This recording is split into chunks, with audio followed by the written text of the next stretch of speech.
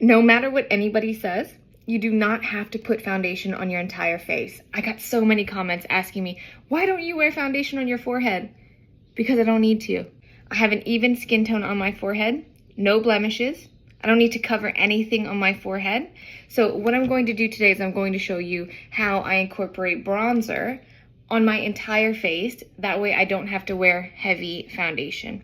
Now you can take a sheer foundation like this Estee Lauder Double Wear Sheer. I use it in a deeper color because I do use it as a bronzer, or you can just take a traditional bronzer and use that as well. It's easy.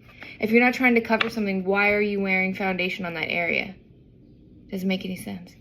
Foundation is meant to enhance your skin tone. It's not meant to completely cover you. All right, so I'll take a little bit of this. This is the Estee Lauder Double Wear Sheer in 4N2 Spiced Sand. Very, very sheer, okay? Place it at the top of my forehead. I have nothing else on my skin, just moisturizer.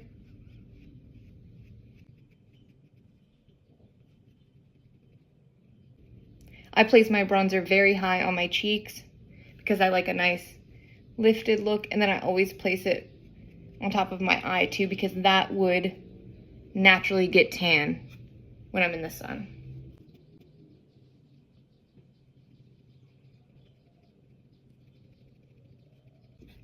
I think that looks great. If you want more of a sculpt, you can take a little bit of a traditional bronzer and just deepen that up if you like. If you want kind of more of a chiseled, contoured look, just for some color, some extra color. Then you can take a little bit of blush, not too much. I like to go from the pupil out. Super glowy, really beautiful. And then you can go in with a concealer if you want to, okay? This concealer is just going to even out a little bit of my skin tone, maybe make me look a little bit more polished. You can use your fingertips if you want to.